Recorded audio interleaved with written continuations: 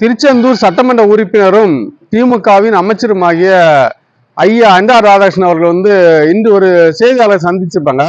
அந்த சந்திப்புல ஒரு விஷயத்த சொல்லியிருப்பாங்க. விஜய் அவர்கள் அரசியலுக்கு வந்திருக்காங்க, நல்ல விஷயம்தான். ஆனா இவர் அரசியலுக்கு வர முன்னாடி படம் நடிச்சிட்டு இருக்கும்போது ஒரு படத்துல 200 கோடி 300 கோடி சம்பளம் வாங்கினாங்க. சம்பளம் வாங்கி யாருக்கு என்ன செய்தான்னு சொன்னாங்க.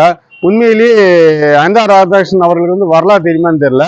அவர் நடிச்சிட்டு இருக்கும்போது அவருடைய சம்பளத்துக்கு ஏற்றவாறு நடிகர் சங்கம் மூலமாகவும் மற்றபடியும் நிறைய மக்களுக்கு நிறைய செய்தது உண்டு, நிறைய நிவாரணங்கள் வழங்கியது உண்டு, உண்மைதான்.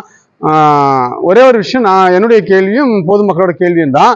நீங்க அரசியலுக்கு வரதுக்கு முன்னாடி நீங்க மக்களுக்கு என்ன பண்ணீங்க? உங்களுக்கு என்ன வருமானத்துல குறைவு? நீங்க ஒரு பண்ணையார், சரிங்களா?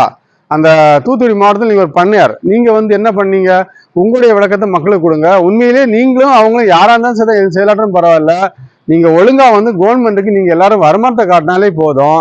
கவர்மெண்ட் மக்களுக்கு செய்யும். சரிங்களா? நன்றி, வணக்கம்.